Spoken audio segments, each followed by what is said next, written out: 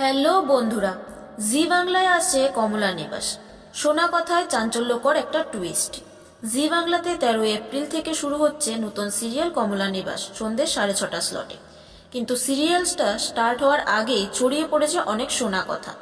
Main লিডে থাকছেন দেবশঙ্কর হালদার এবং সোহিনী সেনগুপ্ত। কিন্তু ইন্ডাস্ট্রিতে কান পেতে শোনা যাচ্ছে ওরা নাকি এখনো পর্যন্ত কোনো অফিসিয়াল কন্ট্রাক্ট সাইন করেনি চ্যানেল এবং প্রোডাকশনের সাথে।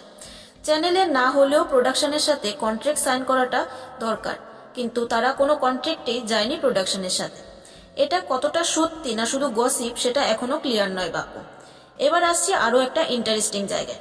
এই সিরিয়াল দিয়ে টিভিতে ফিরে আসছেন পরমব্রত চট্টোপাধ্যায় অনেকদিন পর। এই সিরিয়ালে দেবাদ্রিতা বসুর অপোজিটে হিরো হিসাবে থাকবেন পরমব্রত। কিন্তু এখানেও আছে একটা সোনা টুইস্ট। কিছু সোর্স বলছে পরমব্রত নাকি বেশি দিন থাকবেন না এই সিরিয়ালে। মানে গল্পের মধ্যে নাকি আসবে একটা বড় টুইস্ট। তার ক্যারেক্টার মারা যেতে পারে বা কমপ্লিটলি হারিয়ে যেতে পারে, এমনটাই হতে পারে। আর তারপর দেবাদ্রিতার জন্য নতুন হিরো হিসাবে আসবেন ইন্দ্রাশিস রয়। তাকে দেখা যেতে পারে কমলা নিবাসে দেবাদ্রিতার পরের হিরো হিসাবে। তবে এবার বলছি বাবু, এই সবই শোনা কথা, অফিসিয়ালভাবে এখনো কনফার্ম নয়। কিন্তু যদি এই গসিপগুলো সত্যি হয় তাহলে কমলা নিবাসে কাস্টিং কিন্তু চেঞ্জ হতেই পারে।